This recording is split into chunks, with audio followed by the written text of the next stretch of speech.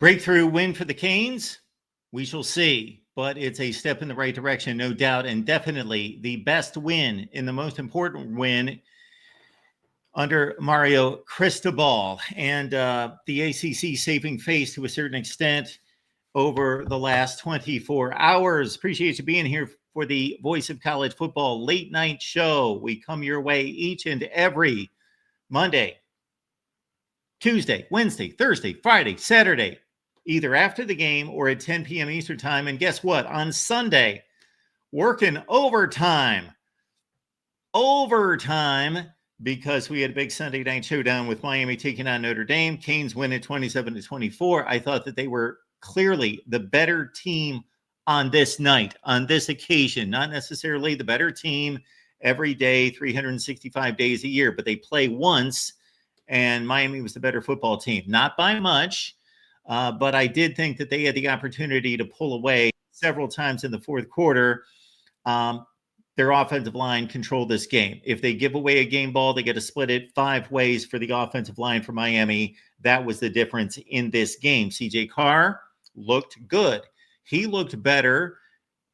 Well, we will get into that discussion because I think that the biggest narrative that we take away as we get very close to, with only one game remaining, the conclusion of week 1 and everyone having played at least one game, is that these quarterbacks need to be evaluated, and the best teams and the most elite teams in the country, we have much to say about the quarterback play between Cade Klubnik and Garrett Nussmeier, Julian Sayin, Bryce Underwood, of course, Arch Manning. He has been the focus of criticism, and much of it deserved.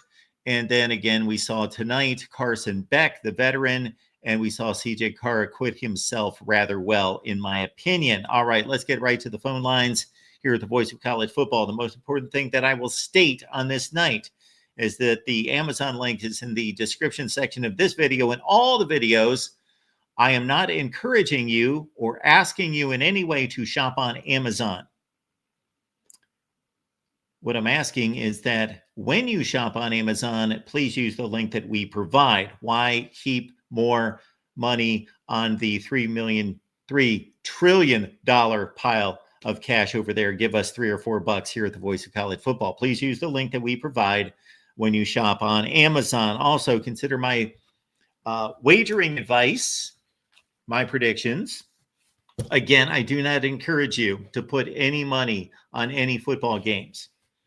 But if you would like my predictions, you can find those on the premium tier right here on the YouTube channel or on Patreon on the premium membership. And I did miss this Notre Dame Miami game. I got the game earlier with South Carolina and Virginia Tech against the spread. So I believe I am a fine 15-7 against the spread thus far this season. You get 20 to 25 predictions from me per week, and then you get the selections from Steve Days, Corey Bratta, and Matt Zemek, and also Steve Merrill's Under the Radar selection, exclusive here to the Voice of College Football. Let's get right to the phone calls, and I would expect we would hear from some Miami fans tonight, but we've got a Purdue fan glowing in the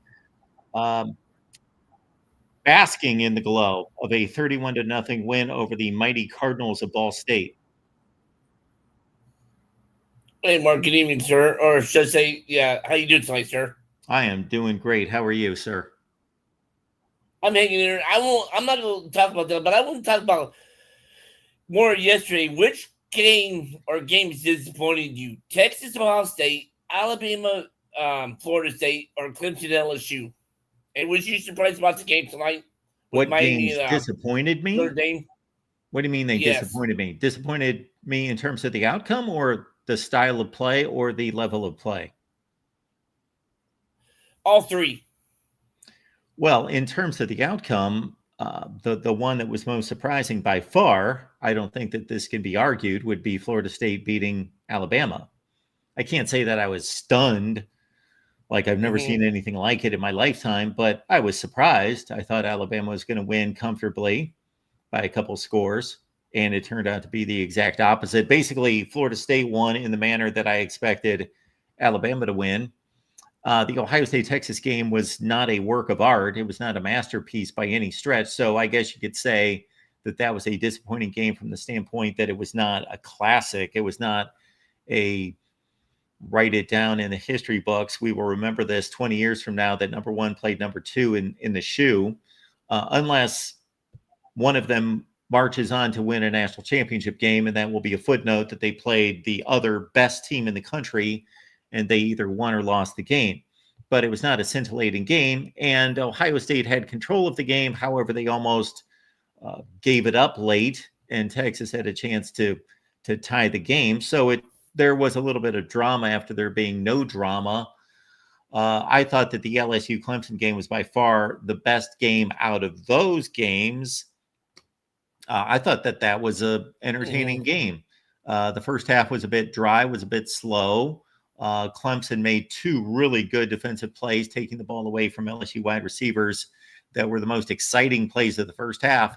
It took LSU's passing game a while to get untracked late second quarter, but I thought LSU just proved drive after drive after drive after drive. They just got better and better and better, and Clemson got worse and worse and worse. I was disappointed in Cade Klubnik and the Clemson wide receiver core because they were so good at the end of last year. They've been playing a lot of football together as four players, three receivers, and Klubnik together, and they were pretty shoddy. LSU gave up one touchdown in that game. And so the LSU defense, that would be the story of the weekend. In addition to Arch Manning, everybody's talking about Arch Manning and that there's something wrong with him. And yeah, he looked bad. Some of that had to do with the Ohio State defense, but he legitimately looked bad. And so I thought the LSU defense was the story of the weekend. The game that we watched tonight, and I also saw South Carolina and Virginia Tech, that wasn't a sterling game, but it was competitive for three quarters.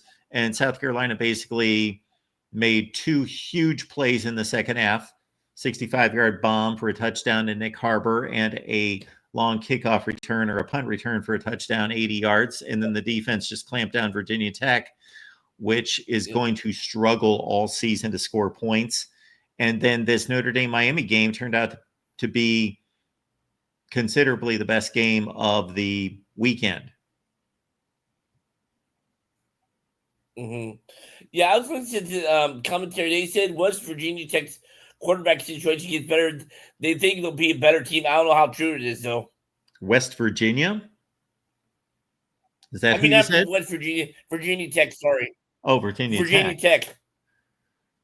Who was saying that they're in a better quarterback situation? That's what they said. Well, he's been a good quarterback. Tyron Drones, he's been the starting quarterback for 3 years. Now, he was hurt much of last season, so he didn't play a complete season. But the kid threw 17 touchdowns against only 3 picks with 1,000 yards rushing 2 years ago. So he can play, but in comparison to Lenoris Sellers, like he is a third-rate Lenoris Sellers. Lenoris Sellers, based on everything that we saw this weekend, was probably the two best quarterbacks in the country for elite teams or near elite teams were Carson Beck and Lenoris Sellers. And Garrett Nussmeier in the second half. Last thing before I let you go, where was Matt Patricia 2-0 against Steve Sarkisian and before he went to the Patriots? Because now they're saying he's 3-0 against Texas. Somebody said he was 3-0 against Texas. I don't know. I know Matt Patricia was the Detroit Lions head coach, and he was the defensive coordinator at New England. Those are the only two positions I know Matt Patricia. I don't know. That these things can be Googled. Yeah, because they said he's undefeated, something like that. So yeah, you can Google that. All you have to do is look at his resume. Because I gotta give Ohio State defense name A for yesterday's performance against Texas. I mean, Texas defense is good, but I was really impressed with Ohio State, especially losing Jim Knowles and not really having much time with Matt Patricia. You are entirely correct, sir. They almost pitched a shutout. Okay. All right, sir. I'm having a little bit of issues, but thanks for your time, Mark. Have a good one. Thanks, Michael. Have a good night.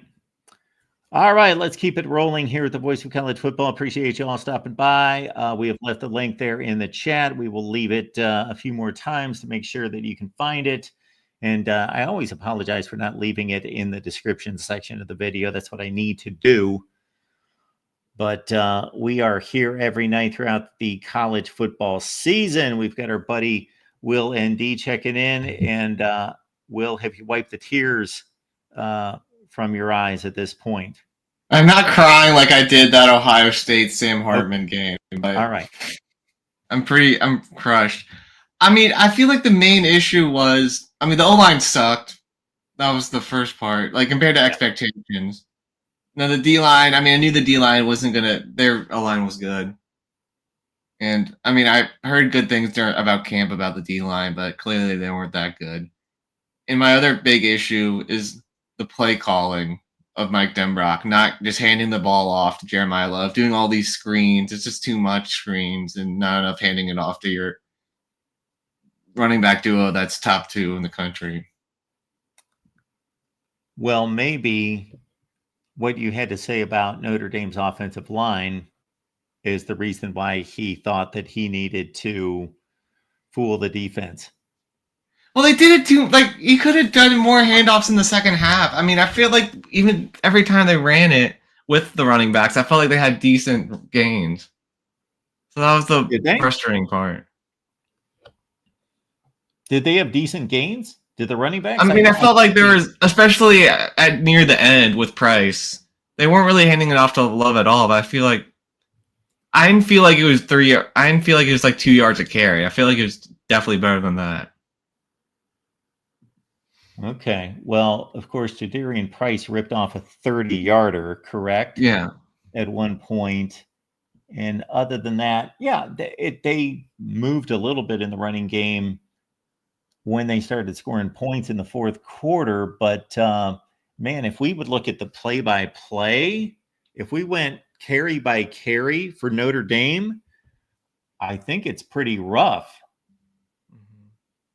I just felt like they were doing that turnover was coming, that with all the screen passes, because they knew it was coming. Oh, well, yeah, that and I don't know if I can fault, I think we are too quick to jump to criticism, because I would not fault CJ Carr for not holding onto the ball, because he had two. You need to be able to trust that you've got 2 guys out there and they have 1. And obviously there was a missed block.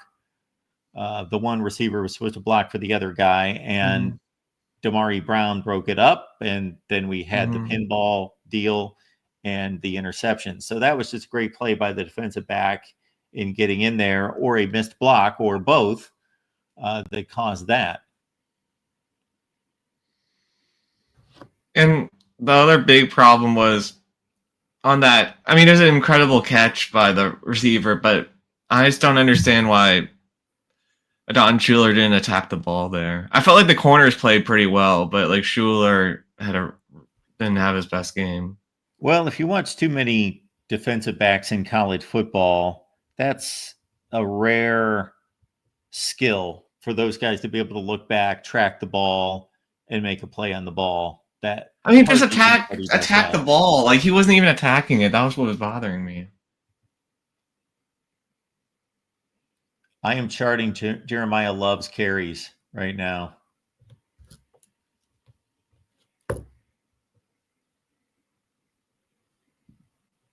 So in the first half, okay, at that point, let me look at, okay, so in the first half, Jeremiah Love had 4 carries. 4 isn't enough for him. No, it's not enough for him. He had 1, 8, 1, and 3. That was the first half. And then the second half, their first drive, they went 3 incomplete passes, 3 and out. They didn't even try to run. And then they went 11 plays for 64 yards, and they mostly threw the ball. They had 3 consecutive passes. Then Carr ran for 13. Then they had another pass with a pass interference. Then Love ran for 2. He ran for 3. Carr ran for 6. Love ran for 1. And then he ran for no gain. So that's not the best stretch in the world. 2, 3, 1, and 0. Then they had the interception drive where he had an 8-yard gain, and then they threw the pick. Then the field goal drive to cut it to 24-17. Well, no, they went with 4 consecutive passes. Carr ran, then Love for 6.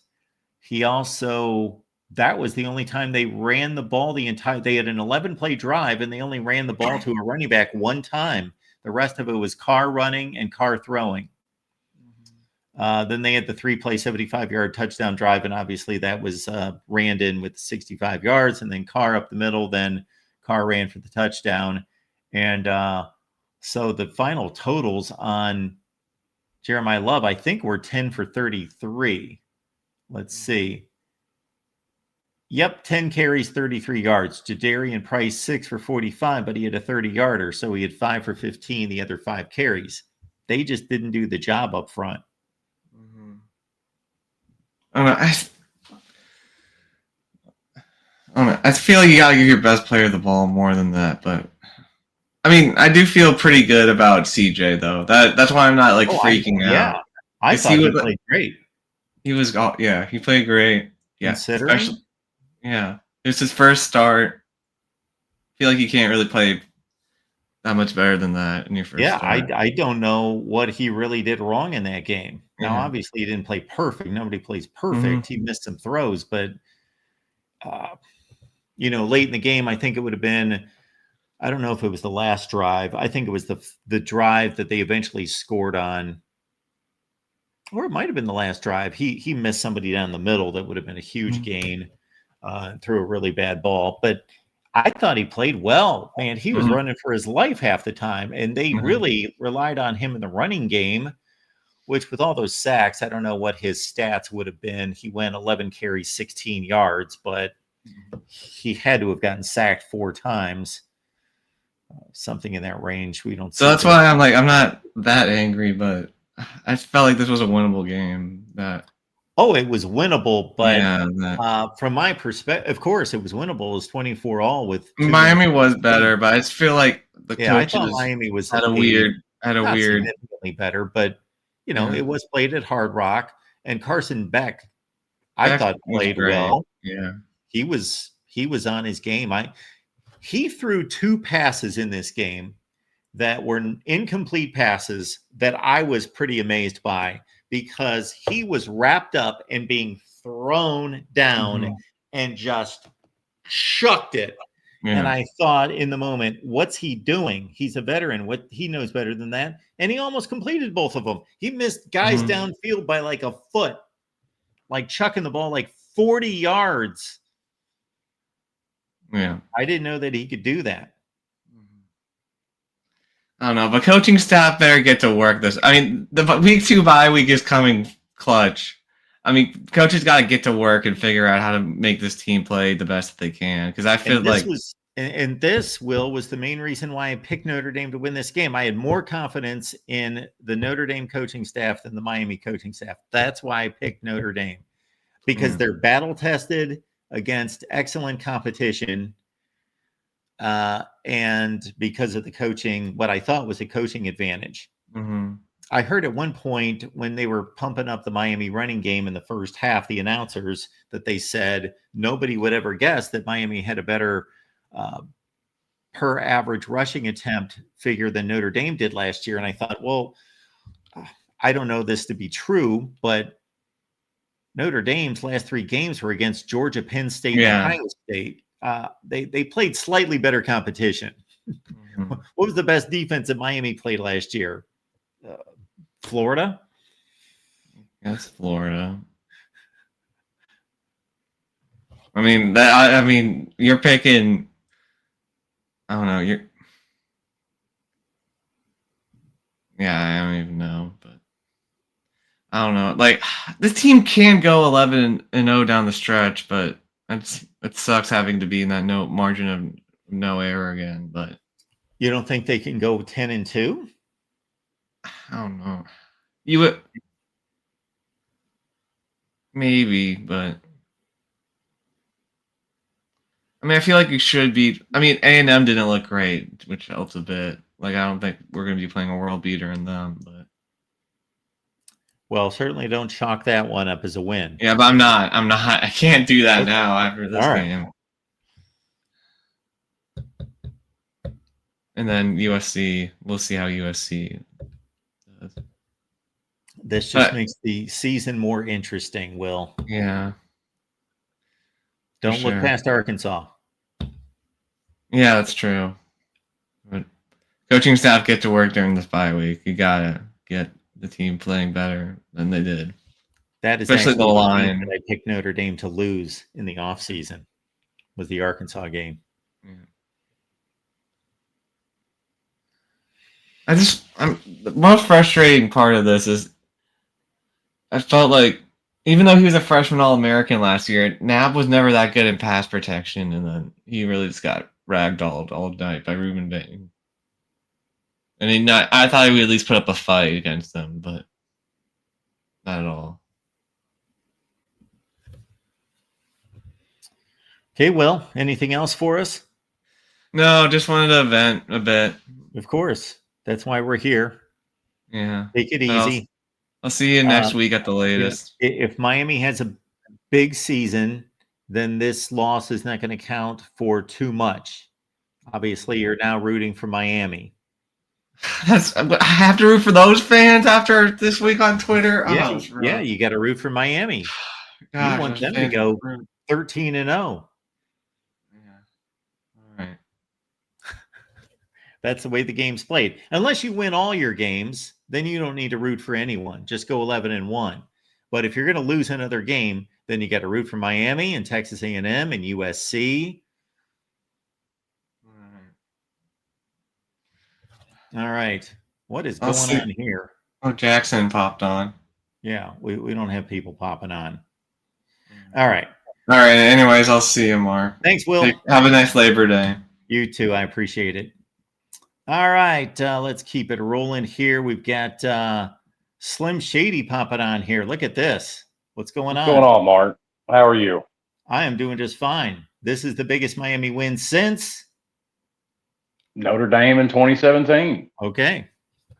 That's what I mean, thought. you've got it's got to be. That was their last top 10 win, and this is another one. I had a couple of thoughts based off some things that you've said. I've got to put Miami's defensive improvement right up there with LSU's, at least so far this year. Sure. And something else that really stood out to me in this game was Malachi Toney. I did not expect him to come out here in his first start, and forgive me for sounding like an Alabama fan, but a 17-year-old taking the field and having the kind of game that he did.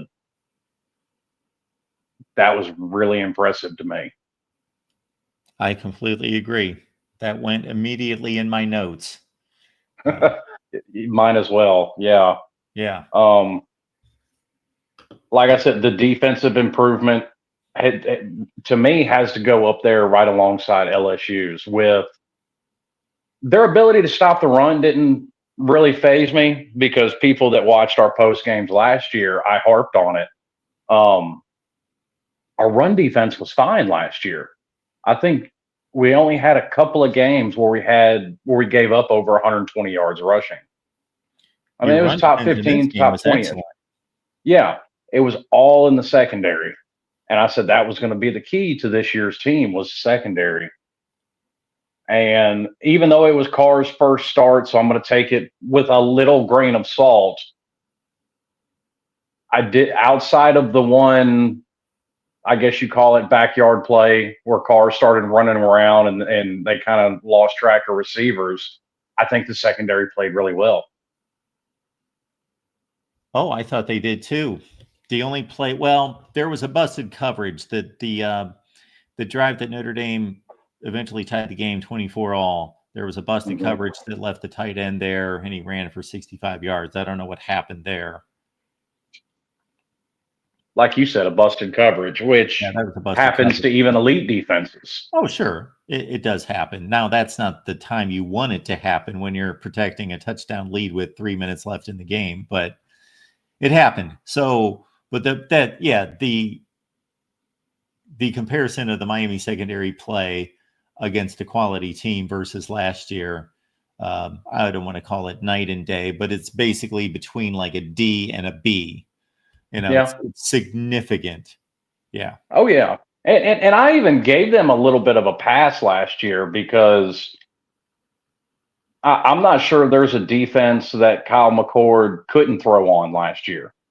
So the fact that Kyle McCord did it or Tyler Shook from Louisville did it, okay, I'll give you a pass for those two. Like those were two very good quarterbacks. Those were two very good offenses.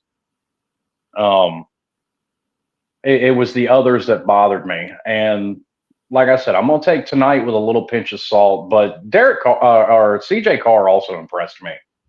He He impressed had me a too. lot of Yeah. poise. Yeah, he had to take on a heavy pass rush, and man, he had to beat the running game too. Yes. And that was something else that stood out to me that I actually jotted down was I was a fan of Miami's front seven last year, but I was worried going against this Notre Dame front and those two running backs. And I don't think you can say anything other than they accepted that challenge and met it head on and won. Yeah, I sent out a tweet with it was at the point that Notre Dame tied the game, and I just said, Miami has been the better team in every which way that I can slice this game. And if Notre Dame steals this game, because it's not like Notre Dame doesn't belong on the same field, but Miami beat them in every which way tonight. Their offensive line against Notre Dame's defensive line, their defensive line against Notre Dame's offensive line. Miami, for as good as CJ Carr was, and probably the only element that Notre Dame had that Miami did not have was, and Carson Beck doesn't need to run most of the time, but CJ Carr had to be a running threat. But I thought Beck was really good. I thought he was on point. Yeah, that was something else that, I had a concern with Beck obviously not participating in the spring. How ready is he going to be game one? How is he going to pick up this offense? Now, granted, I have a feeling this offense is very quarterback friendly, but I didn't want to try and compare Cam Ward and Carson Beck. Those are two very totally different players.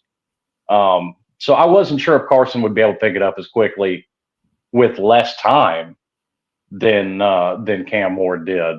But not only do I think he picked up the offense, I think he kind of proved a lot of the doubters in the offseason wrong, that it wasn't a Carson Beck problem at Georgia. It was a Georgia problem. Yeah, it was. They dropped more passes than anybody in college football last year. They dropped something like 45 passes. There were two throws that he made. I don't know if you heard the previous caller. Mm-hmm. And this got no attention from the announcers. And I don't know if I'm just dreaming this. I need to go back and watch this. But the defensive lineman's throwing him on the ground, and his rear end and his back are about 10 inches off the ground, and he's throwing the ball downfield. And Yes. both times he missed the receiver by about a foot. And I was just pretty astonished at those throws. Yeah, well, even the one highlight reel one by Daniel in the end zone that he caught with one hand, Carson threw that off his back foot as he's getting hit. Now, don't get me wrong. If Daniel isn't there, that's a pick every time, because it would have gone right into that corner's hands. But I think that's another throw that kind of belongs in that conversation that you're talking about. And I remember the ones that you're talking about, and thinking, okay, he's falling down, wrapped up by a defender, and he's just barely off the mark.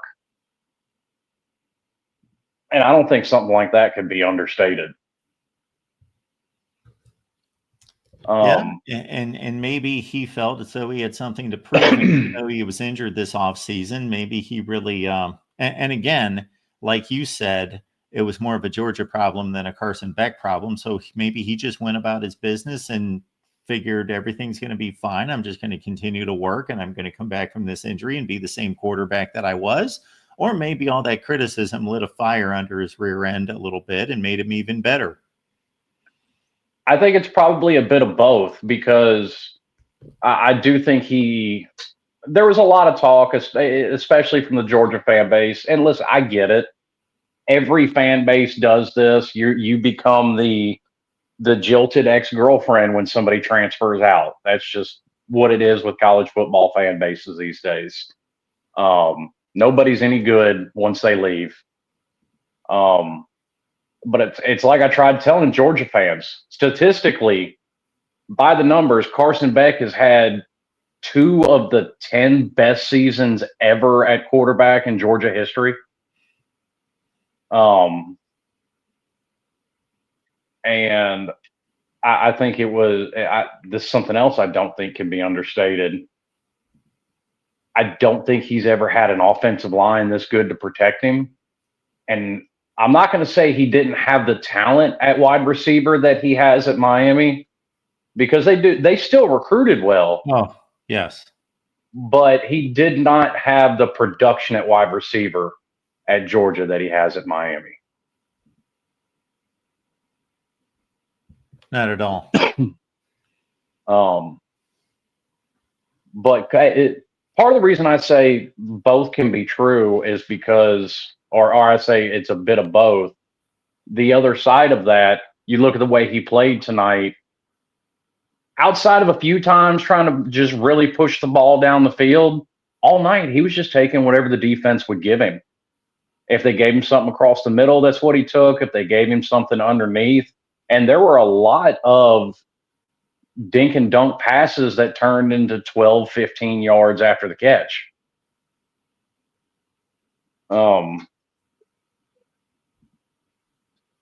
The other thing that stood out to me, even though the numbers aren't flashy, and I think it was actually a really good strategy on Shannon Dawson's part, a little old school football. They just ran it up the middle all night. They weren't trying to outspeed Notre Dame, which Miami's, in the history of this rivalry, has mostly been able to do. I think they were playing the long game, a little old school smash mouth football, and we're going to run it right down your throat all night, and we're just going to keep running it down your throat all night. And I think that's where Notre Dame went wrong. And you were alluding to it earlier. They saw the run wasn't working and they got away from it. And I don't think you can do that. Not with that. I've never understood why coaches are so quick to throw a game plan in the trash if it doesn't work in the first or second quarter. I'm all about, maybe it's because I'm older.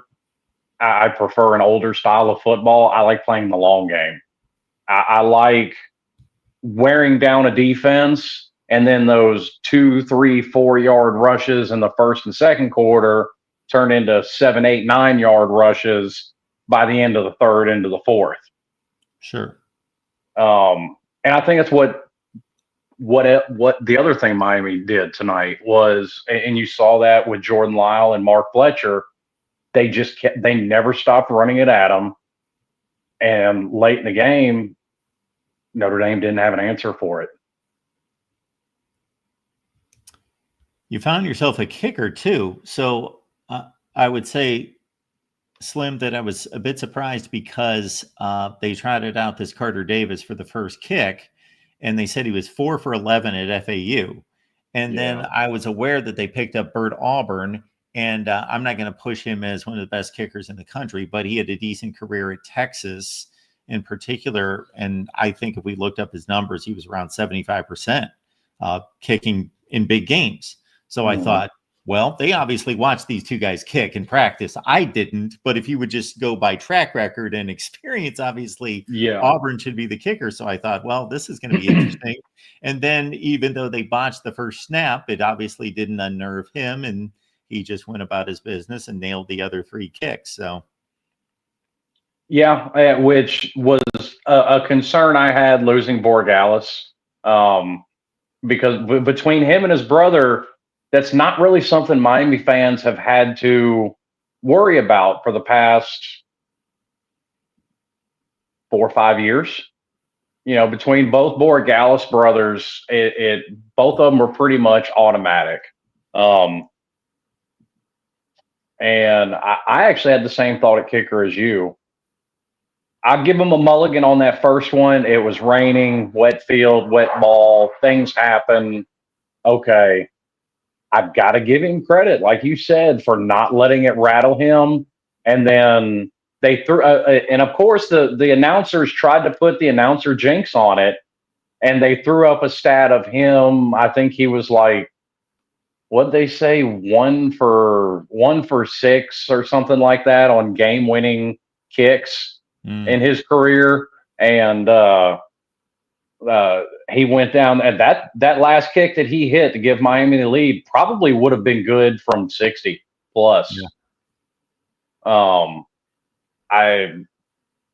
That's something I've tried to tell Miami fans a lot, doing your show and others. We all get our opinions as fans of who we think should be in, who we think should do whatever, but we're doing that based off very little information. To your point, we don't see practice because these coaches keep practice like a well-guarded secret, and they only let the media let them see them run drills and stuff like that. You don't really get to see much. So I try and take the coach's word for who's the best player, because just because we don't have that information. Sure. We don't have nowhere near the information that they do. Absolutely. All right, Slim Shady Canes, congratulations on the win tonight, and appreciate you stopping by. Yes, sir. I appreciate you having me on.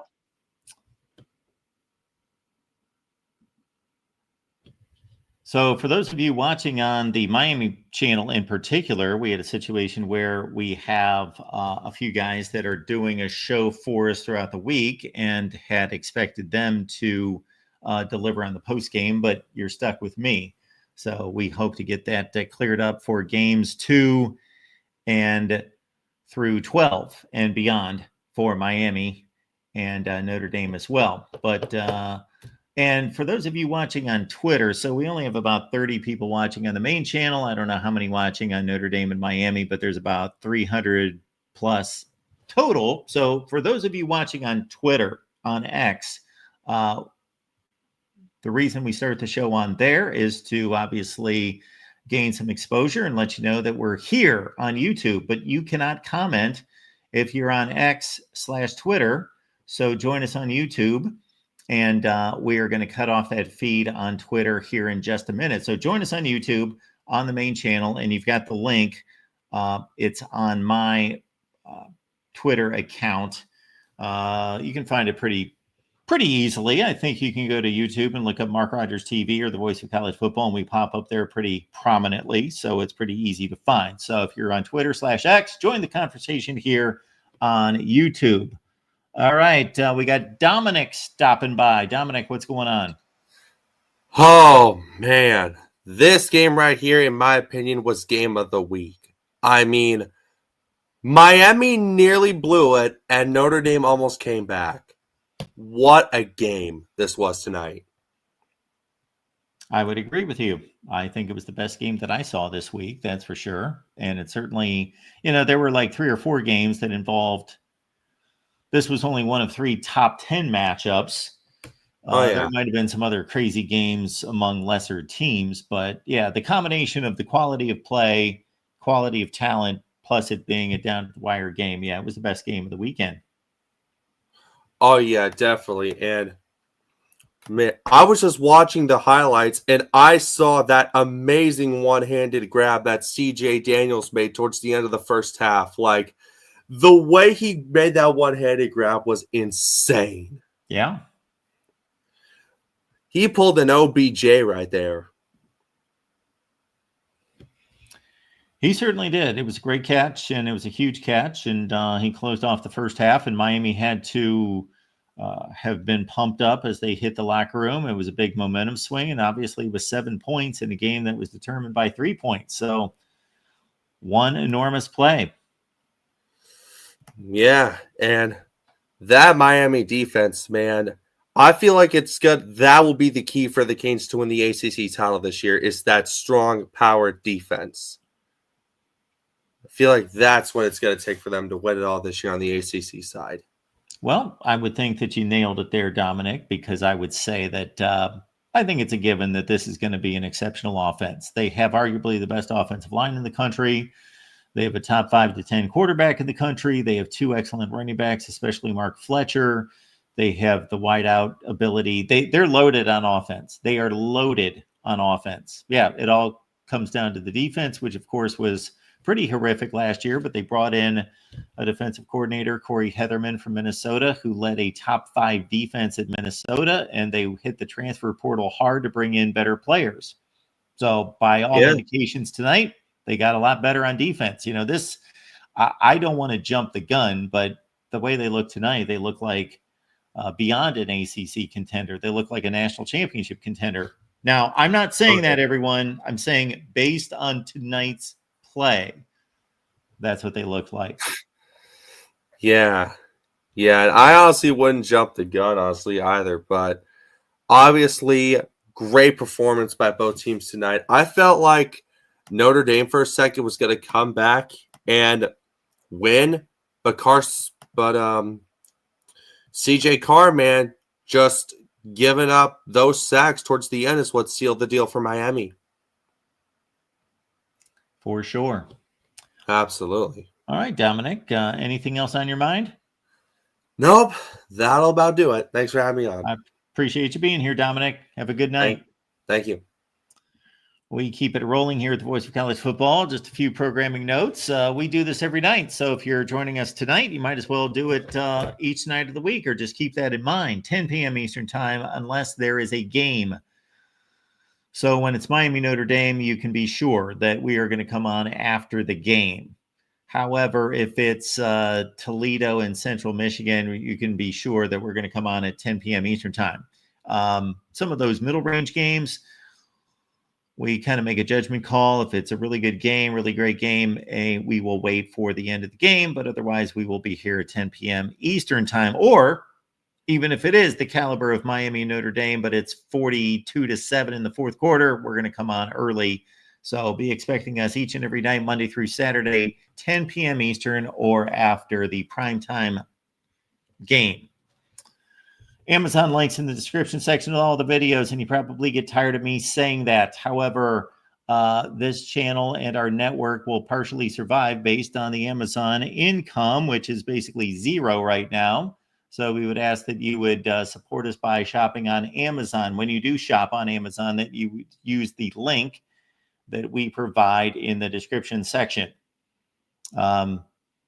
If I produce one day a parting video, I'm probably just going to show a blank screen. It's going to be just a black screen, and I'm going to put the words Amazon on it, and that's going to be my parting goodbye. That will be the end of the channel right there. That's what we'll do. I will not say goodbye. I will just put Amazon link, and I will put that and just let it roll for like a 3-hour live stream. All right, folks, appreciate you being here. And also keep in mind that my predictions are available on the premium tier, both on Patreon and here on the main YouTube channel. And we are also ecstatic about our merch. So let me post that. And that is simply vocfb.com. Go to vocfb.com. You see the icon at the top of the bar that says shop. You hit the drop down and you can see so many teams that it'll blow you away. 25, 30 teams that we have featured, so you don't have to just go with the VOCFB brand, but marry that with your favorite team. All right, we got Ryan stopping by. Ryan, what's going on tonight? How's it going, Mark? It's going pretty well. Yeah, not for me. I was actually at the game live, so I wasn't able to Postgame. So it was great until it wasn't. Me personally, it seemed like the team came out with a weird energy the first half. Yeah. I didn't feel like there was. It almost seemed like Miami wanted it more than Notre Dame did early on, which is weird coming off of a team that all offseason was talking about how they were motivated from the loss to Ohio State, how they kept the pain from that, kind of like how they did against NIU. And you would think that would fuel them, and that didn't look like a team to me that lost in heartbreaking fashion to Ohio State in the national championship, especially with all the stuff that Jeremiah Love was talking about, the delayed, not denied. To me, I walked away from this game, especially in the second half. I thought Notre Dame was the better team in the second half, and I thought that the play calling, well, I get why you would want to kind of be a little conservative with the first-time starting quarterback on the road. Once you realized that game plan wasn't working and that CJ was capable of doing more with that offense that he saw with the Patrick Mahomes style play, where that's just a gamer type play, you got to loosen the reins a little bit instead of continuing to throw. It feels like I saw 20 tunnel screens that game. And eventually Miami just bit on it, and that's what caused the interception. Well, that seems to make a whole lot of sense. Your opening comment about the energy between the two teams, now that you say that, I tend to agree with you, and I'm not the kind of guy. This is never part of my analysis, or very rarely where I'm the guy that says, I was looking at these players and they look to be kind of kicking the dirt and look to be down or look to be distracted or whatever. And I looked at this team and I looked in their eyes. I'm typically not reading body language. I'm not that guy. But Miami was playing with their hair on fire early in this game. And it looked like Notre Dame was just out there playing, I don't know, Navy or somebody. Yeah. And I can see where you could read into that. Yeah, I just think, and I agree with everybody that's kind of called in so far. CJ Carr looks amazing. I think you can take a lot of positive away from this game, even in a loss. And I think if you didn't know what you had in Carr before this game, I think you know a lot more of what you have. And I think if you're Denbrock, you got to trust this kid. With the limited playbook he had in this game, in my opinion, he played the best he possibly could.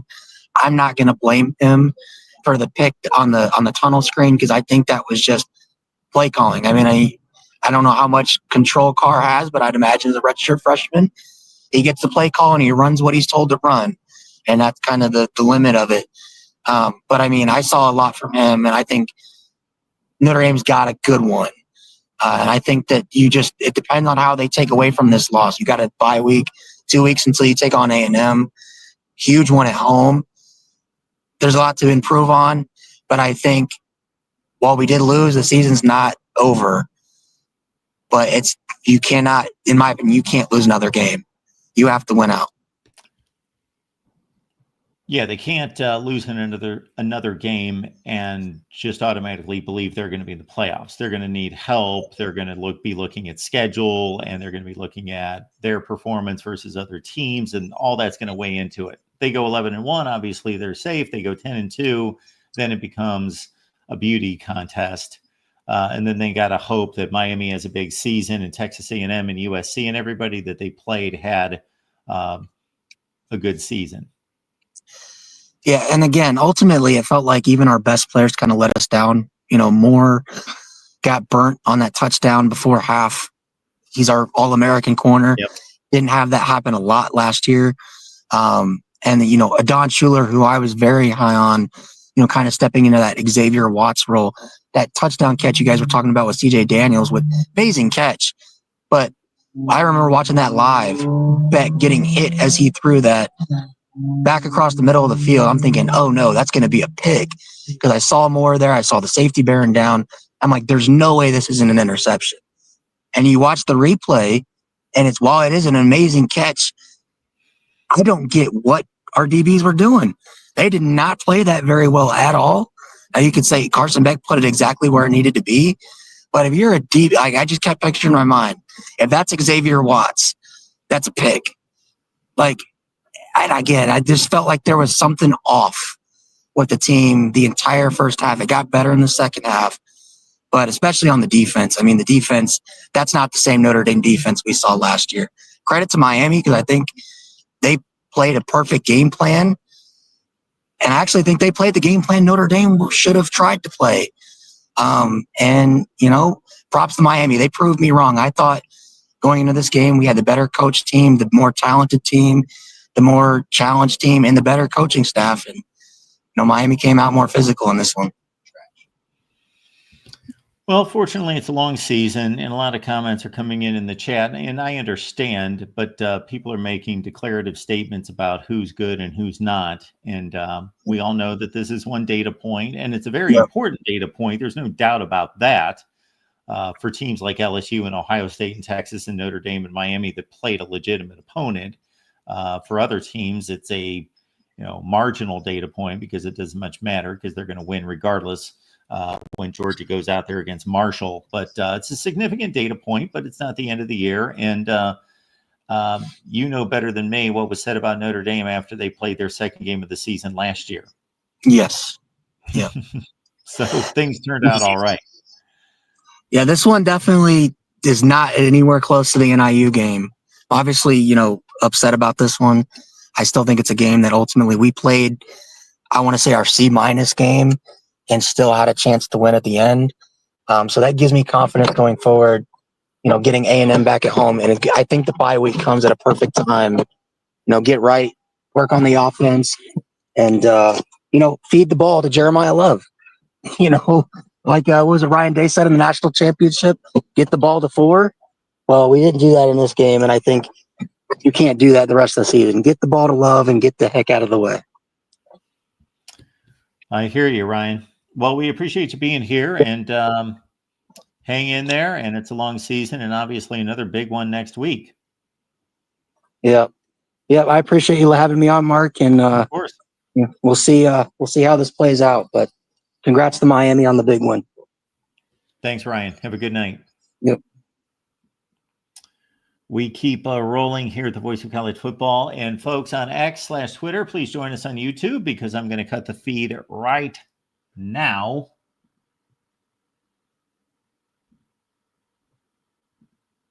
Okay. And gone. Okay. All right. That just knocked out 160 people. All right. Let's keep it rolling here at the Voice of College Football. And once again, look at that fine merch. I know you'll enjoy it. And I have told everybody that has bought merch, let me know if it is not of excellent quality. And all the feedback I've gotten, because I wanted to hear from everyone who has purchased merch, is to let me know if it meets the expectations from a quality standpoint, because we tried to do our best to balance the quality and the price point to make it affordable for as many people as possible. And I think we did a pretty good job because everybody's getting back to me saying that the hats, the shirts, everything, high quality.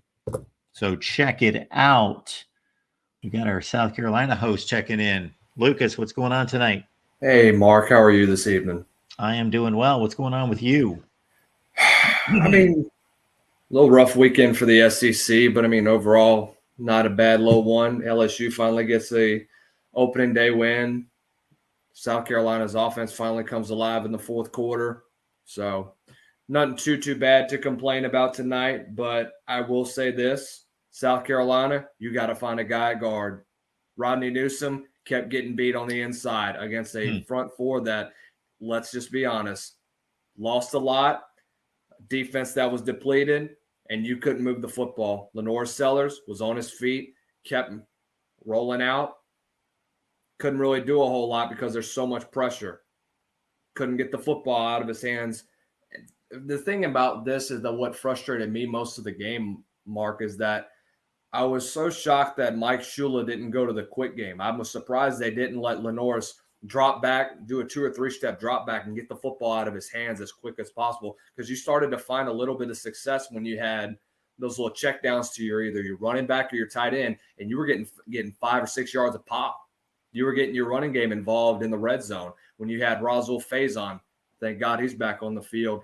Had a little bit of a nice game, 4 yards a carry.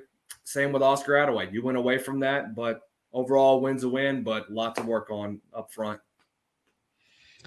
Yeah, I saw every play of that game. Obviously, as you well know, they came out firing, and Virginia Tech had obvious issues picking up coverages because guys were getting lost, and they had 3 straight plays where Sellers just basically dumped the ball off, and guys were running free, and they went for 75 yards and the touchdown, and then they went 4 consecutive series with nothing until that final drive in the first half. And obviously, I think you'll agree with me that any reasonable football fan believes that these rules are ridiculous about catching the football, and that Nick Harbor made a legitimate football catch.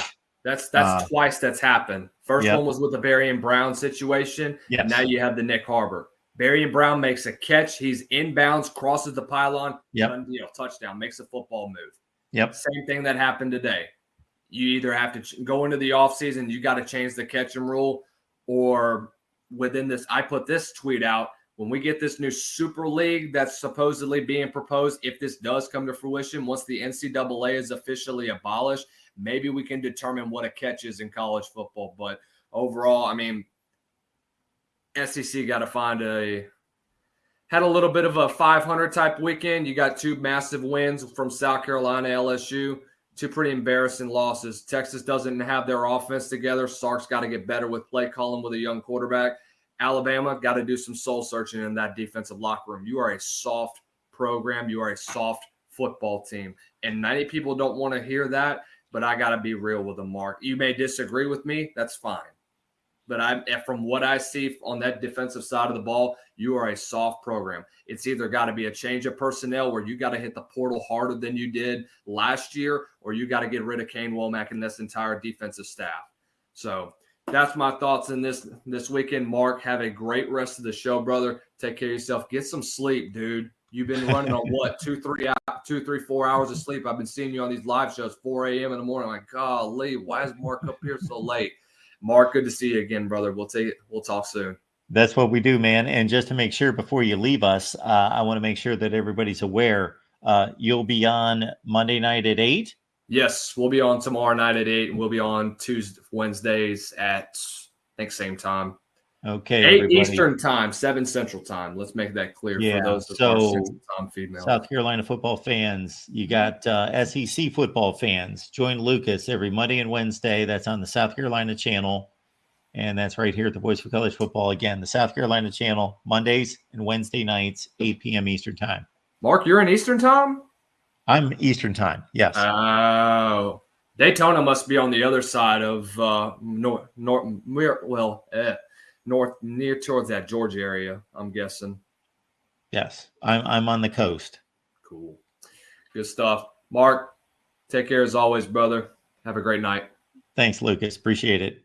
You know, Lucas said something about Alabama, and I got to think that it's a coaching issue. And this is why it's a coaching issue and not necessarily hitting the transfer portal is going to be obviously not going to help this year. But and this year can still be saved. So let's not throw away the Alabama football season. First of all, they lost. They lost in surprising fashion. They did not look good. It's not like they lost to, we don't think, one of the top 5 or 10 teams in the country. We don't believe.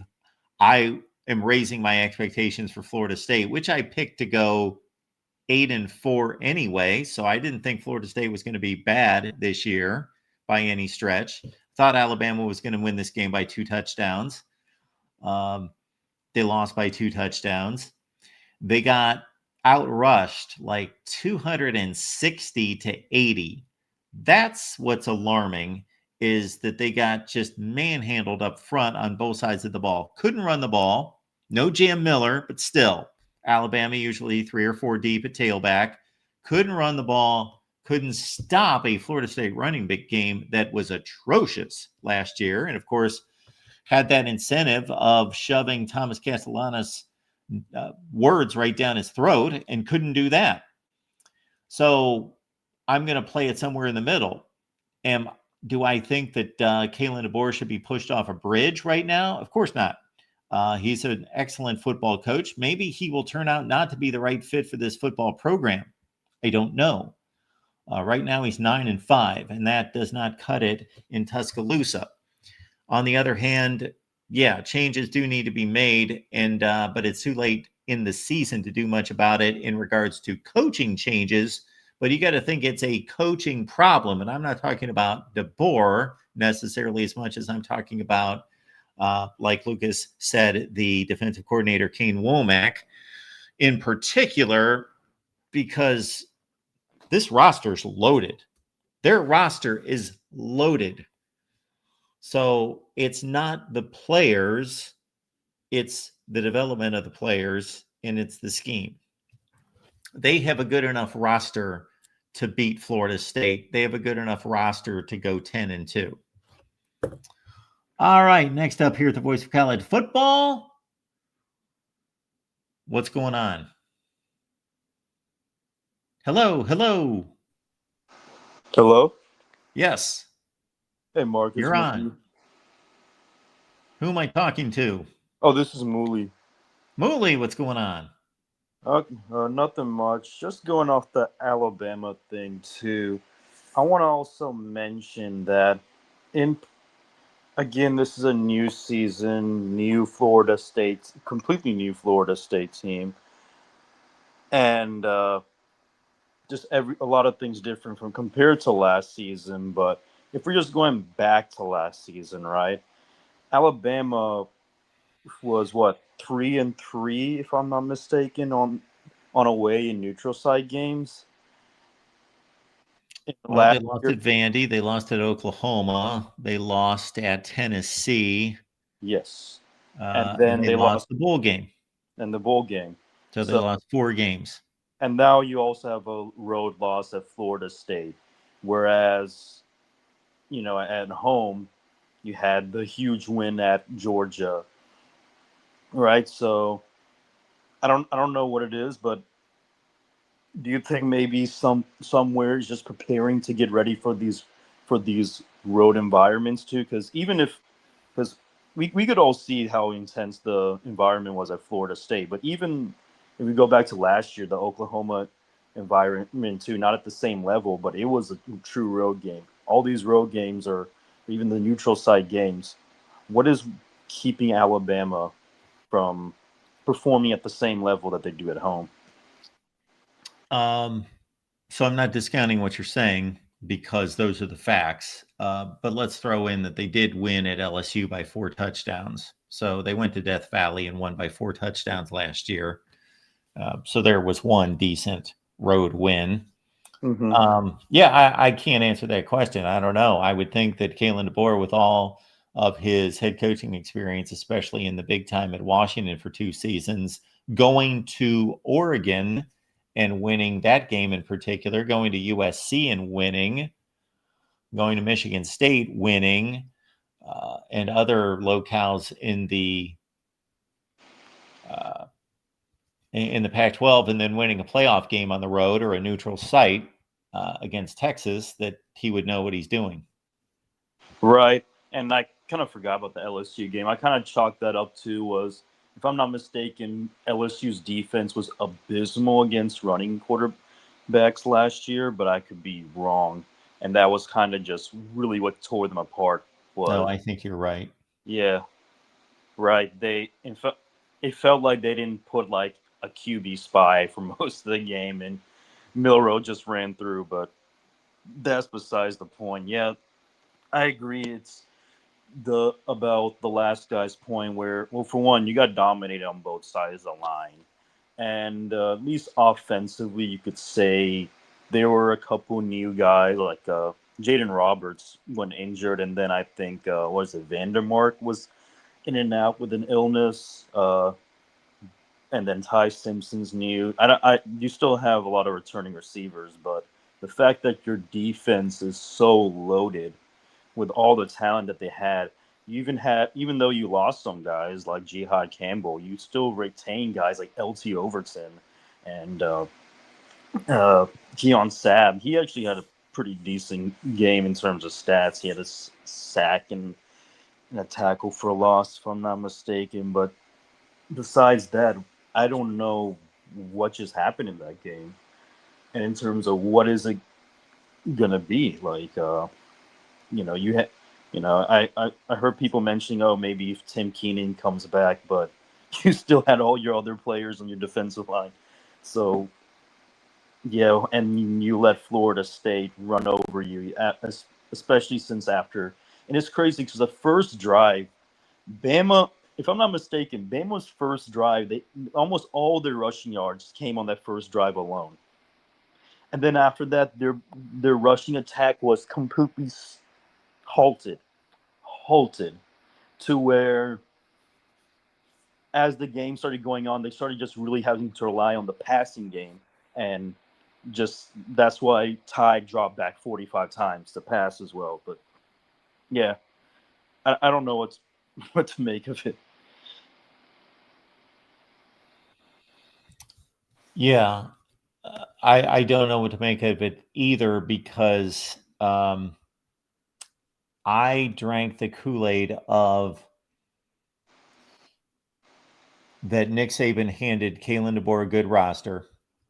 That I guess the only downside is that they really have not acquired a large group of high caliber transfer portal players. So they have been the one team out of the elites, other than Clemson, of course, that has really not made great additions in the transfer portal. I'm not saying that they haven't picked up anyone of value, but not game-changing kind of players in the portal. But Kalen DeBoer was handed a good roster. He did lose some of it. He's recruited extremely well. Obviously, those players, most of them aren't ready to play on this team this season. They're going to be projects down the road if they can hang on to them. But I bought into the Ty Simpson's been in this system for a long time, both with DeBoer for a second season, but also just at Alabama.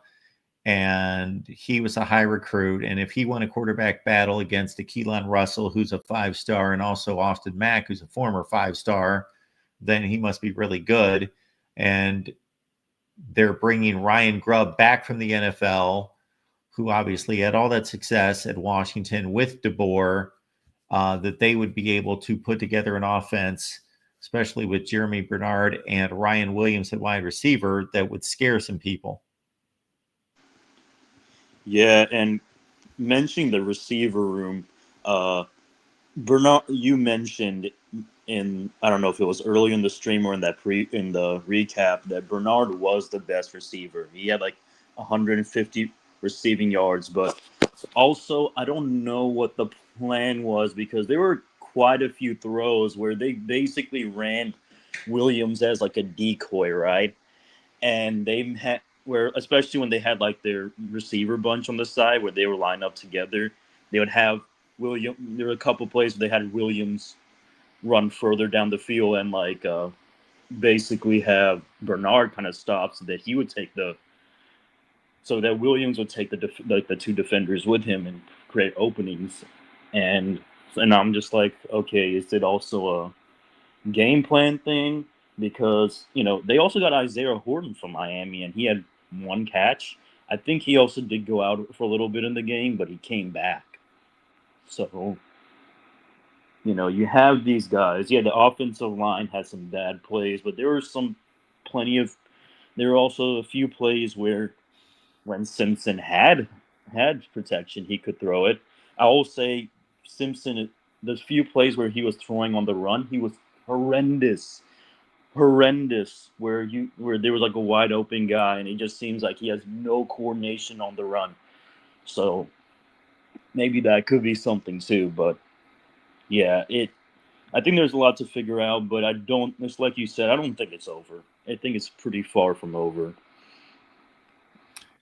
Yeah, well, we don't know. So I am not making a proclamation that Bama's fine and they're going to be fine and come back, because they're Their schedule is pretty treacherous. It's difficult. They don't have any give me wins in the conference. But at the same time, I'm also not saying, that I'm giving up on a head coach who's been successful and on a roster as talented as what they have. So, Right. Yeah. No, I agree. We'll see. And I'll ask one more question and then I'll hop off. So, given Miami's performance, uh, how do you feel about them going forward in terms of? I guess my thing is, I'll go ahead and say this. So Miami's, in terms of like when you look at the rest of their schedule, I don't think they're going to face any defense as good as Notre Dame's. true. Mm-hmm. And then in terms of Notre Dame's offense, yeah, maybe they probably would face a better offense. I don't know, but I don't think. Florida. Yeah, Florida. If Lagway stays healthy, that's the only one I can think of. Or they play. Who's the other ranked team? SMU. I guess we're going to see how good Florida State is.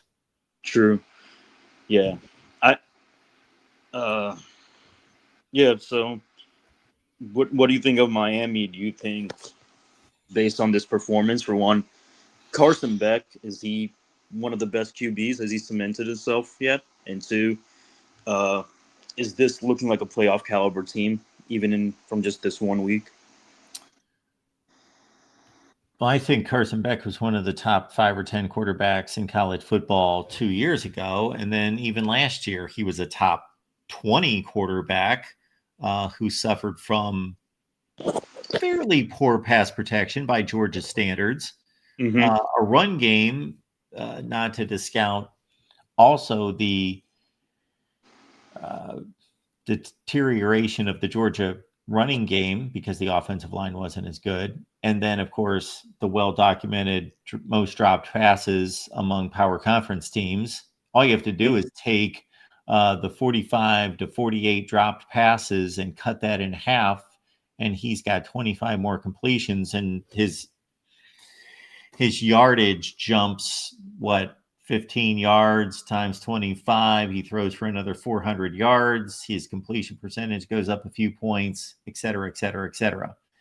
I'm not saying that he didn't have an off season or that he did not have the season that he did in 2023 because he wasn't as good, but there were other contributing factors. He also didn't get to finish the season in playing the second half of the SEC championship game. And maybe if he plays against Notre Dame, maybe Georgia's playing in the national championship game. So I think Carson Beck's an excellent quarterback. I produced a video going into last season because I thought it was premature and ridiculous and a bit strong that I couldn't find an NFL draft evaluation that did not have Carson Beck as the best quarterback in the country. So I didn't agree with that either. I didn't agree that he was that good. But then here 12 games later, after he throws 28 touchdown passes and 12 picks and has a marginal season, he goes from best quarterback in the country, going to be a first-round draft pick for sure, top 10 player, to he's horrible. So I don't believe either to be true. I think he's one of the top 5 to 10 quarterbacks in the country again. And I thought he played exceptionally well tonight. No, agreed. That we could go on about the Florida offense too. I mean, not the Georgia offense. Yeah, I'm pretty sure every game you could find like an Arian Smith drop. Oh my goodness, Arian Smith. He not only dropped passes, he didn't even know how to approach the ball. I don't know what happened to that guy. Like he was jumping up for passes that were like belt high. Mm-hmm. Just strange. Yeah. Yeah.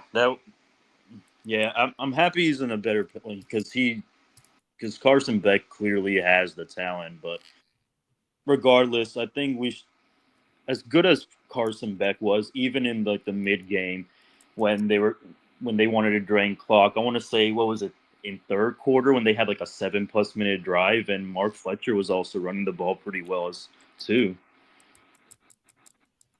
Yeah. Absolutely. Yeah. All right. Anything else for us? No, that's all.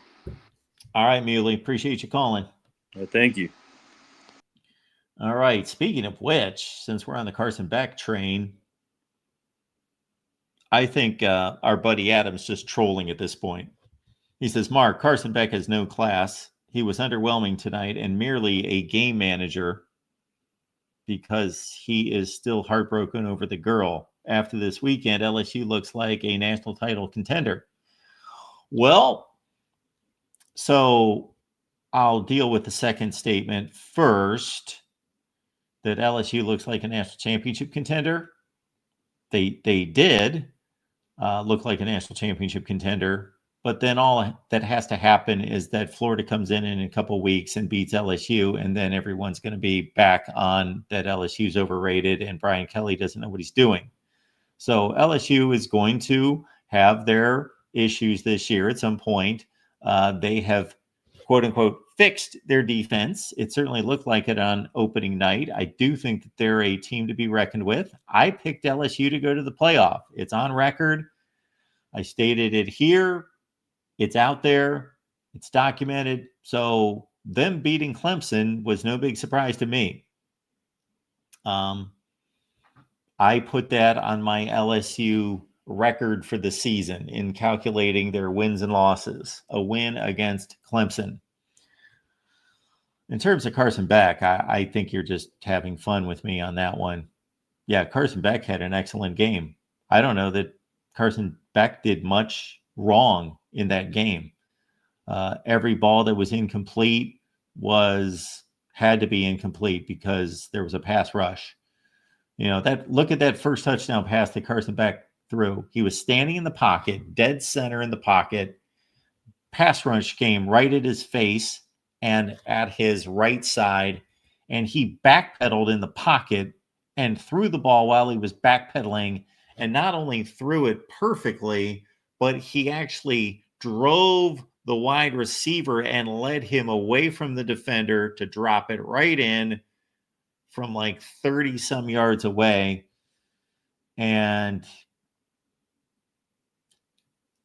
I'm sure if I rewatched the game and went through every Carson Beck throw, all 28 or 30 throws that he had, I'm sure he made a few other ones that weren't quite as good. Of course, he's a college quarterback. But man, Carson Beck played an excellent football game. Carson Beck, the two best quarterbacks. So we had a number of marquee matchups, and I think there's a definite narrative, especially after last night's games, that, wow, who's going to play decent quarterback this year? Because Cade Klubnik was lousy. Arch Manning was lousy. Julian Sayin was fine. He didn't do much of anything because he wasn't allowed to. The game didn't come to him, but what he was asked to do, I thought he played a really good game, but he didn't have to do much. So we'll wait on Julian Sayin until they go to Washington in a few weeks. They got a trip to Washington. They got Illinois. Those games are coming up for Julian Sayin. Bryce Underwood, I've not seen. I will have to check him out. I did not see him throw any pass. Well, I saw him throw one pass that almost got intercepted in the end zone, but he apparently had a good game, 21-31 for 251, I think were the numbers. Garrett Nussmeier had his issues early in the game, but I thought he played really well and just continued to get better and better and better. And he and those wide receivers, they started to connect. Aaron Anderson in particular, Chris Hilton. Yeah, so my ranking right this second, based on what we saw this weekend, of those top quarterbacks that play for top teams. I'm not saying that this is the list of the best quarterbacks in the country. I'm saying these are the quarterbacks that played in the big games this weekend. Is that Nussmeier's number 1, Beck's number 2, Sellers is 3, Sayin is 4. Well, I didn't see Underwood, so he might be 4. He had better stats than Sayin, but he threw the ball 11 more times. Sayin had 4 drops against him, too. He should have been 17 of 20. Anyway, Sayin 4. That would make Oh, CJ Carr was really good. I would say CJ Carr, just because he had to do so much more than Julian Sayin. I would put Nussmeier 1, Beck 2, Carr 3, Sayin 4. Am I missing somebody?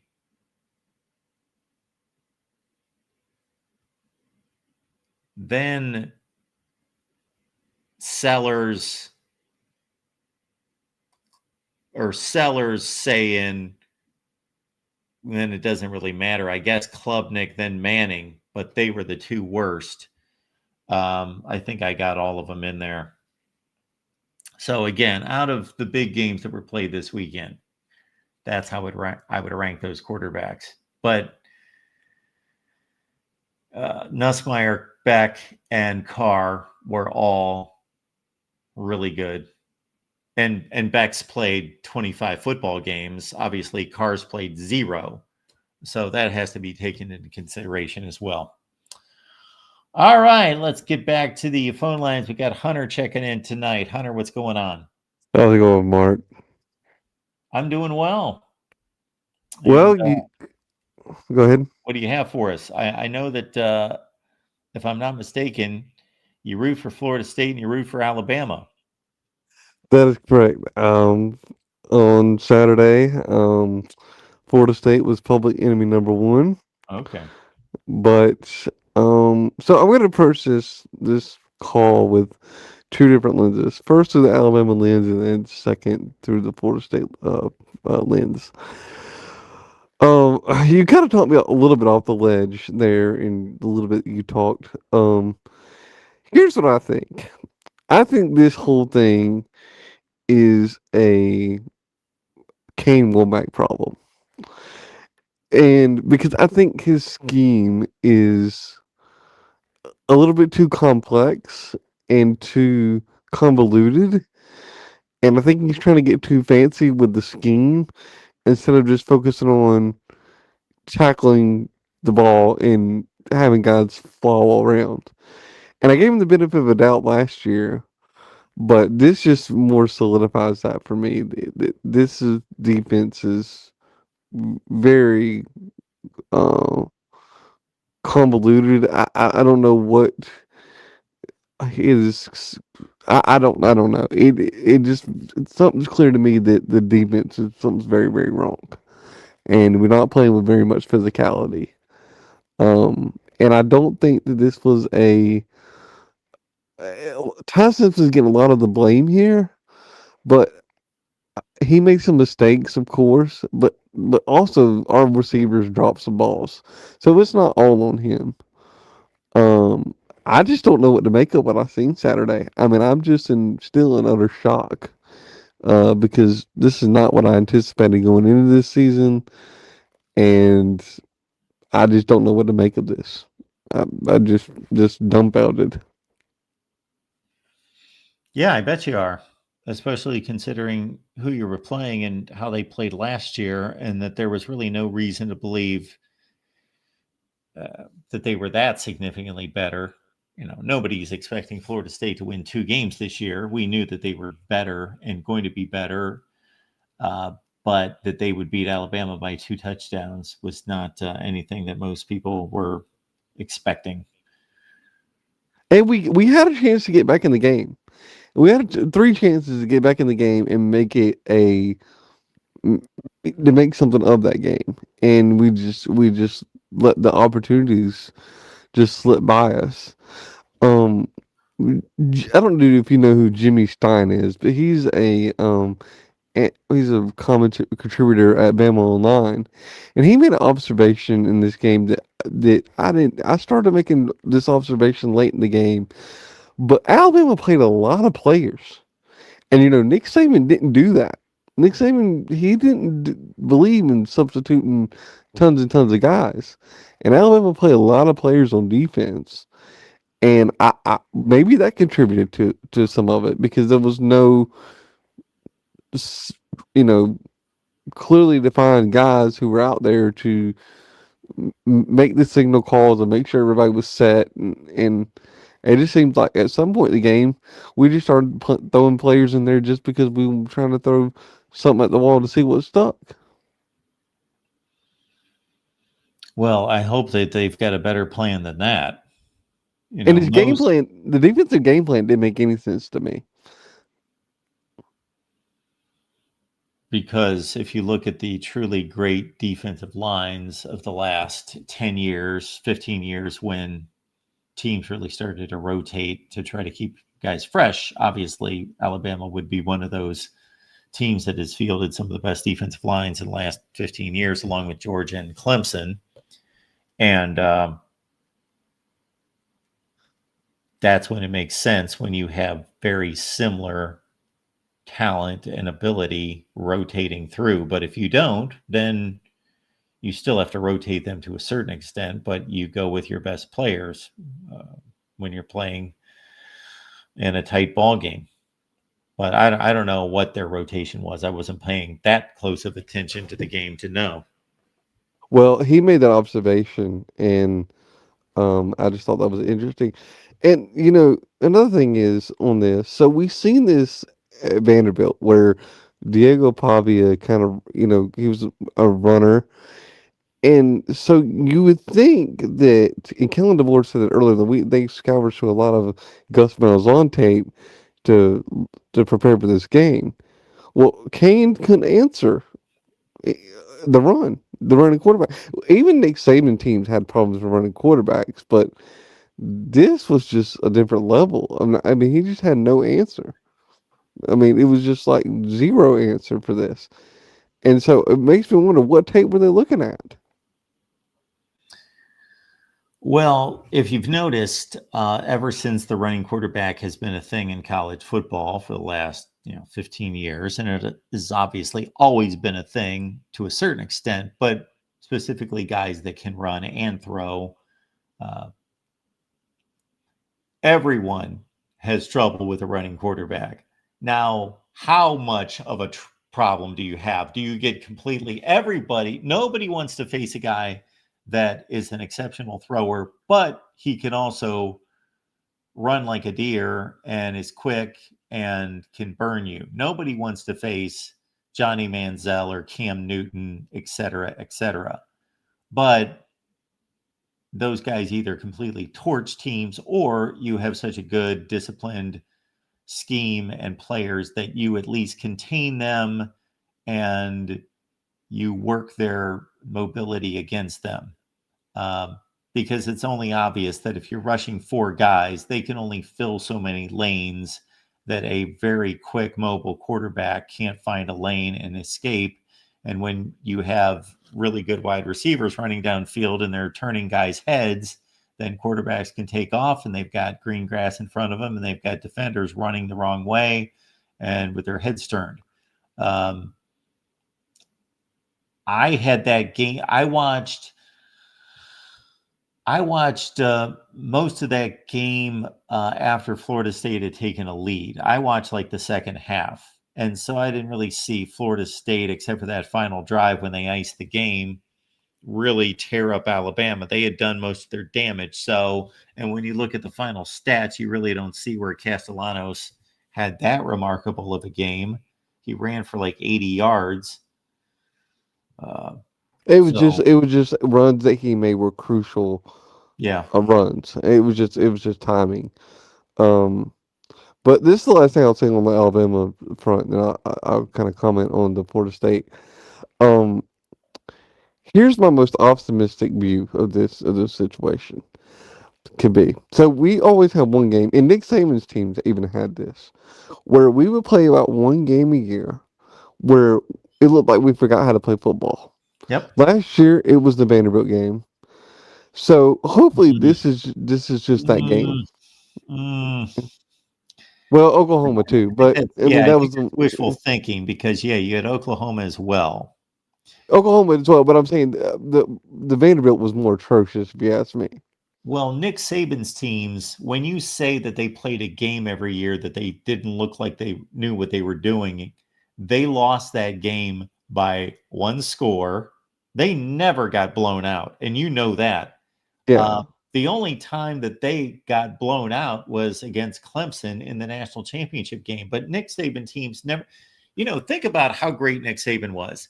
That his last team was probably his worst team, maybe since his first season, arguably, or maybe since 2010 or 2008. Those teams had lost 2 and 3 games, but it was definitely not one of his best teams. And that team should have beat Michigan. I'm not saying that they were better than Michigan, so I'm going to get a bunch of Michigan fans that are going to be mad at me for making that statement. I'm not saying that they were better than Michigan. I'm saying that if one play would have gone their way, like that punt down the field that the Michigan guy botched and scrambled to get, if Alabama recovers that ball, the game's over. There were several times that, and obviously they gave up a 4th down play to Blake Corum. The game would have been over if they would have stopped that play. I'm just saying that they came that close, and they would have beaten Washington in the national championship game. They came that close with one of their worst teams of still being the national champions. That's how good Nick Saban's teams are. So as well as I do, Hunter, that they never lost to anyone and got embarrassed. You're right. But I'm saying To relative Ole to Miss when Ole Miss was hot on that particular night, and they had a really good team, and there were fluke plays those 2 consecutive years. They lost those kind of games. They didn't lose to Vanderbilt. They didn't lose to 6-loss teams. They didn't lose 24-3 on the road to Oklahoma, who lost eventually 7 games. They didn't lose those kind of games. Yeah, I'm not trying to draw an Ever. equivalency. All I'm saying is, compared to Nick Saban's standard, we played one game a year where it looks like we weren't playing up to par. We weren't playing to the Bama standard. By his standard, yeah. Yeah. By his standard, yeah. They looked like just a top 10 team that week. They didn't look like the number 1 team. Right, exactly.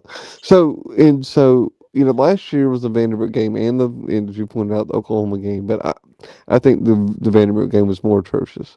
So So maybe that's just what this is. It's just that one game that we're gonna have where we just look like we've lost all of our marbles, and we can get things. Now the good news is we got 2 weeks to get things back on track. I don't think that Wisconsin is as good as they were last year, even though even though we beat them pretty handedly. I think this will be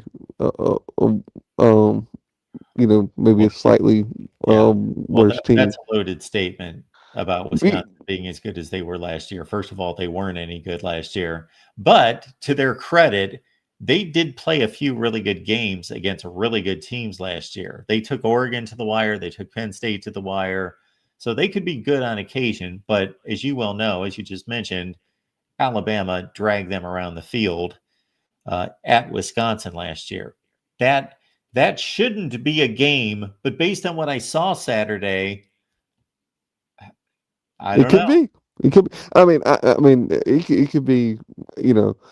So my hope is that we just have to we got to focus this week and improve. Don't go to that game. We cannot go into this game against UL Monroe and go and just play this like this is just a normal cupcake game that we have every year. We got to go in this game playing it like we're playing Auburn and focus and improve on every down.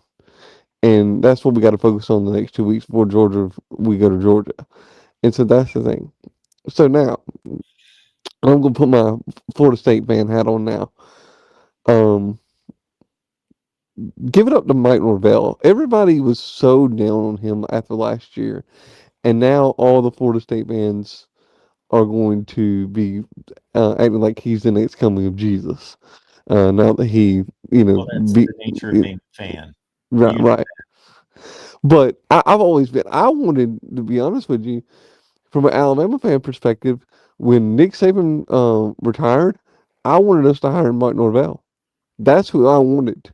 I told multiple people that before the whole those short little days where it felt like forever. We were searching for a new coach. That's who I wanted. And obviously that didn't happen. But I like Mike Norvell. I think he's got this team. I think this team is going to be better. I think this could be honestly, a top 10 team at the end of the year. If they play like they did, against Alabama. If they play like they did and they play with that much conviction. And I will say this about Alabama too. Maybe Alabama rolled into the game thinking, "Oh, this is going to be like that 2-10 team, and we're just going to mop the floor with them." And so maybe they came in with a little bit too much confidence in that game. That could be a part of it.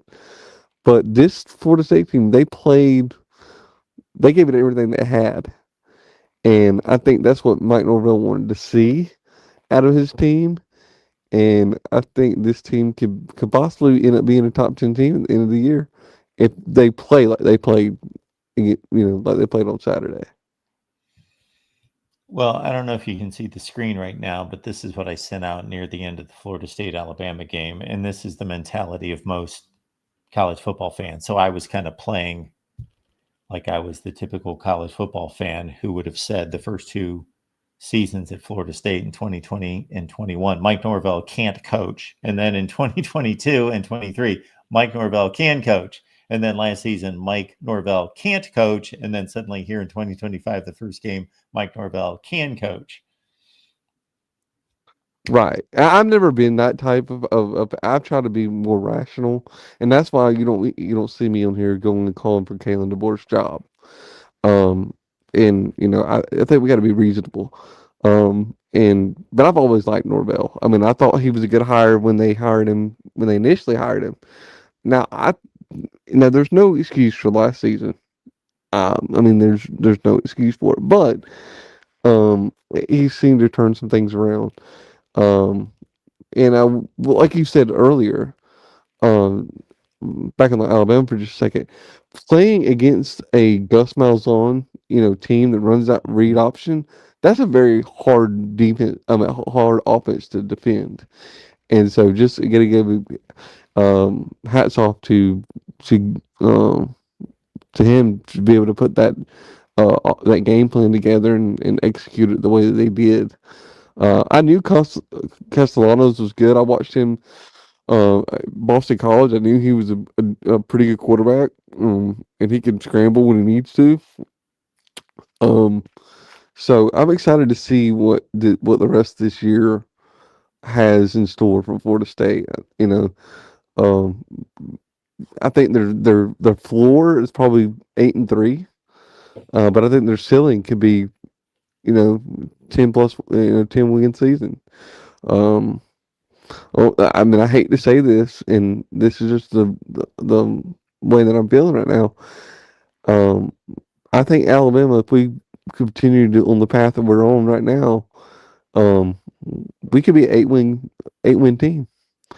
And I hate feeling like that. I've never. It's so weird because I'm old enough to where I can remember the Mike Sheila days, but I was a little kid.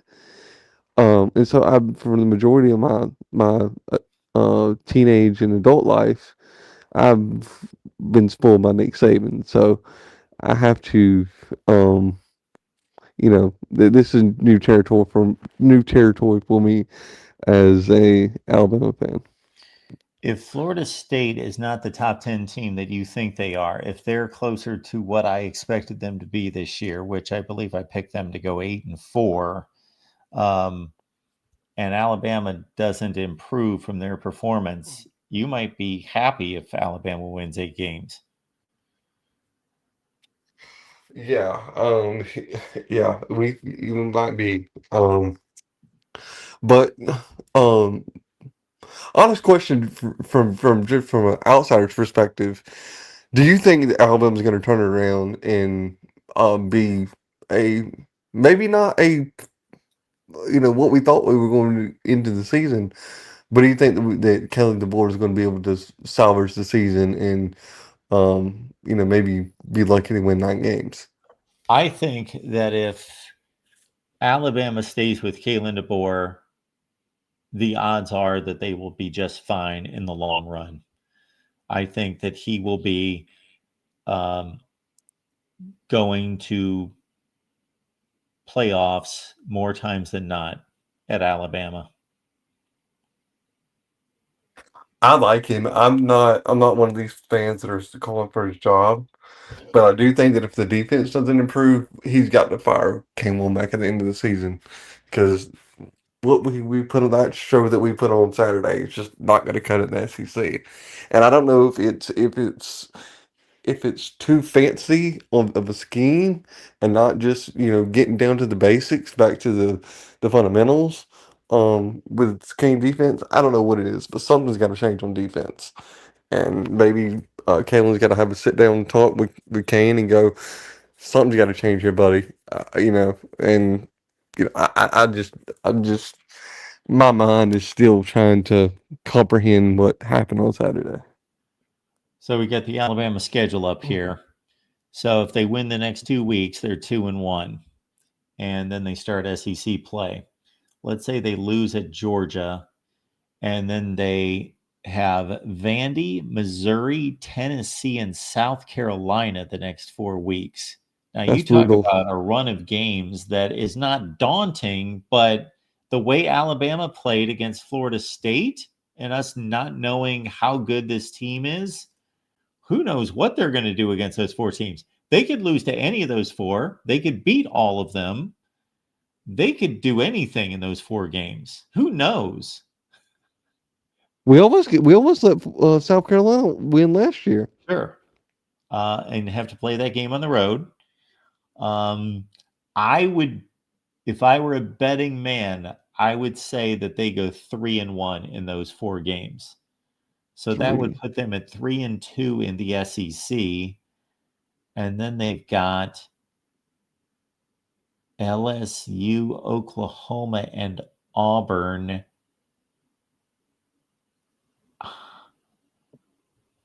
So if they go 2-1 there, they're 5-3 in the SEC, and they go 8-4. And that's not a bad performance. That means that they would have beaten LSU, Oklahoma, Auburn. They would have won 2 of those games, and they would have won 3 out of 4 against Vandy, Missouri, Tennessee, and South Carolina. Yeah, I mean, everything you're saying is fair. Yeah, I mean, I hate feeling this pessimistic, but it's kind of not hard not to feel that way after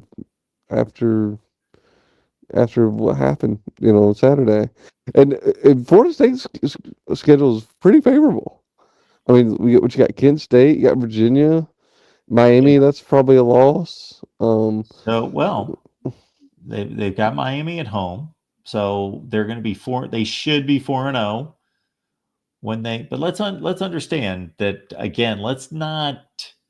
We're going to see so many upsets this season, as we typically do. So games against Pitt and Virginia and Virginia Tech aren't quite as easy as they may appear on. Not all of them. Some of them will be. They'll go out there and they'll win some of those games, 35-10. But anyway, let's say they go to Miami or they welcome Miami at 4-0. Let's say they do trip up against Miami. They lose that game, and Miami's just that good. So they're 4-1. This Pitt game is going to be key because Pitt's capable of beating them, but they should beat Pitt.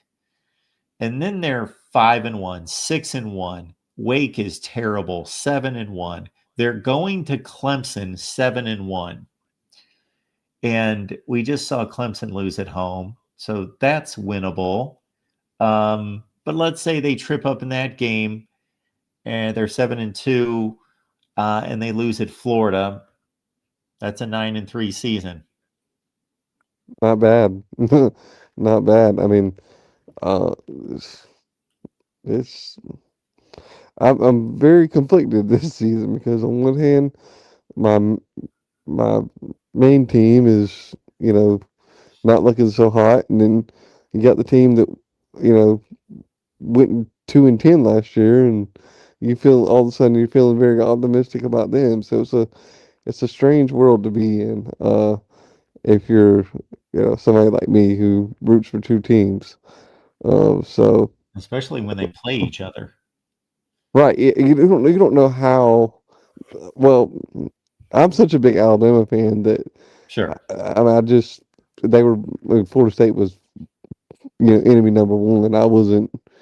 But and now after this game, I can look back at that game and kind of feel kind of proud of Florida State for that. So and Well, like you Hunter, said the earlier, joy of YouTube is that you can always, it's 3 clicks away. You can pull up the 2015 national championship game or the 2020 national championship game.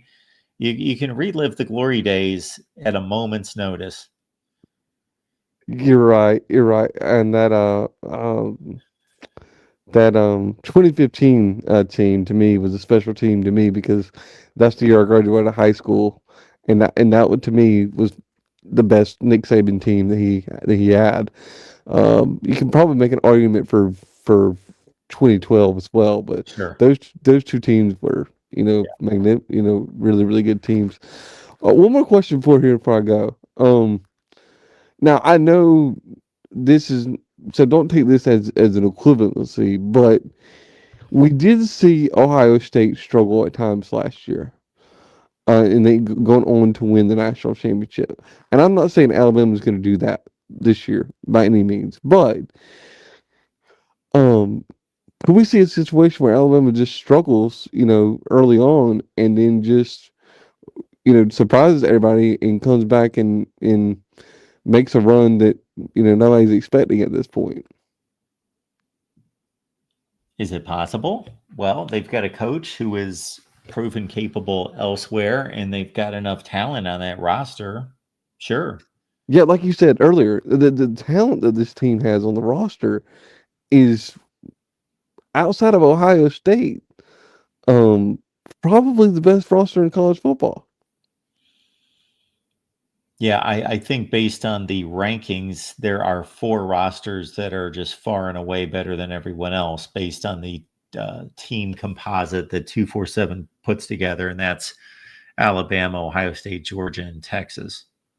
So the pieces are there. It's just a big enough wake up call to everybody, and not just the players, but the staff, to everybody in that program to say, okay, whatever it takes, we got to get our mind right. And if it was up to me, all these Alabama players just stop doing podcasts. They'd stop doing all this nonsense on the side and focus on winning football games because that's what you're here to do. And if that's becoming a distraction, then that's what needs to be done.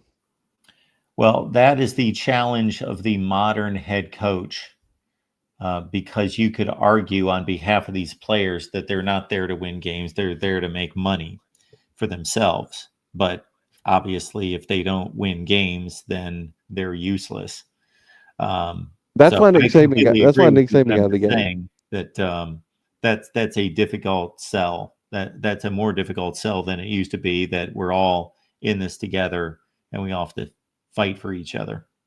Right, and that's the thing. Like coming out of this, maybe so optimistic about this team going into for Saturday. If you would have asked me, Alabama had nobody to leave after the spring portal, and so to me that was a really good sign that this team was that brotherhood type mentality.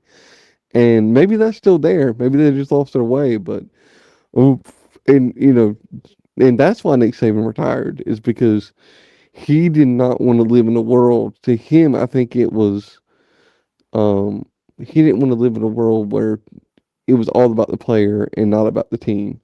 And I think that's why he stepped aside from coaching because he didn't want to have to operate in that modern college football head coach era that we find ourselves in.